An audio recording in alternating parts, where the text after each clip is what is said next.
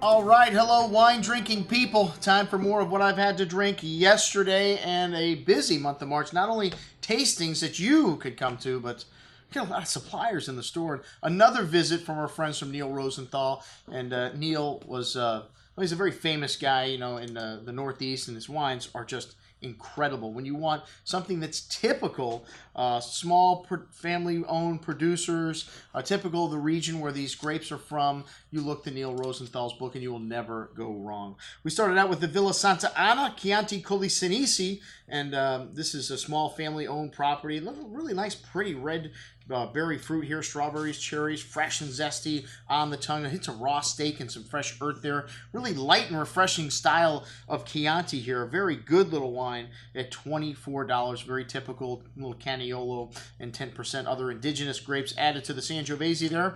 Then we had the Rosso de Montepulciano, which Montepulciano, one of the lesser known DOCGs and one of the better areas for value that you'll find. This wine had a lovely red berry fruit with nice concentration, kind of light herbs and earth components, sage, old leather saddle. This wine's 90% Sangiovese with 10% other. A leaner style of Rosso with some light metallic notes kind of to the finish there. Really rustic wild wine there, herbs and sage. Very good little wine at 26 and a quarter.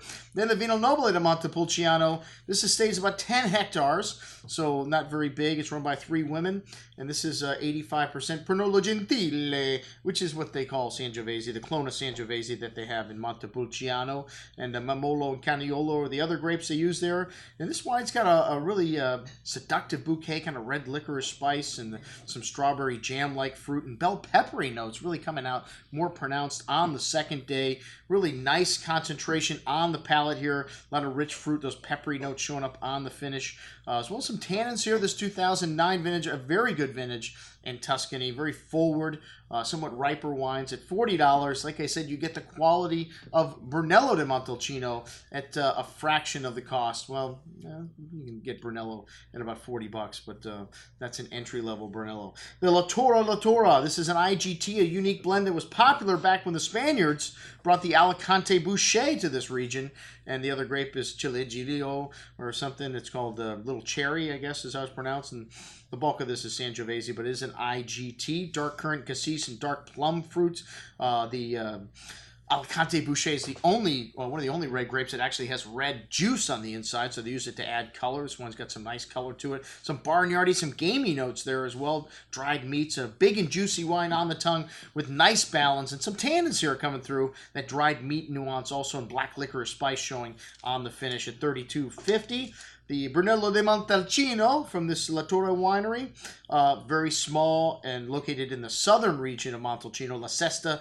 They started out as 5 hectares. They've added a few over the years, so maybe 7.5 now. Very pretty nose here. Incense, spice. This 2007 vintage already showing very nicely. A red berry fruit, forward and seductive wine, and light and zesty on the palate. This wine's got silky tannins and lovely balance. Very appealing right now, and some nice dried floral notes through the finish. Excellent classic Brunello at $66.50. All right, then a Chianti Classico, La Trame from Podere Le Boncie.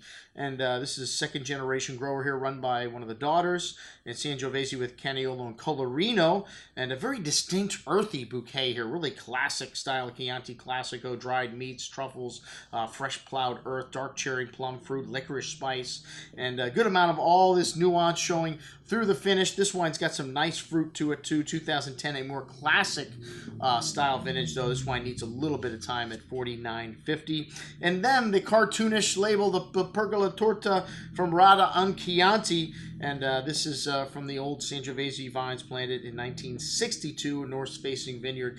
This wine does see some French barrique here also, and like I mentioned before, kind of Picasso-esque art, New World style wine with a nice touch of toasty oak spice there, red berry fruit, dried floral notes, really concentrated and rich. You notice the old vines here in this 2010 vintage, which is very classic, and these wines are going to need some time. Very complex, long layered finish, lots of everything, most excellent juice at $132.50. All right, that's what we had to drink with our friends from Neal Rosenthal. I'm your host, Andrew Lampasoni, signing off for the Wine Watch, saying remember, always drink the good stuff first.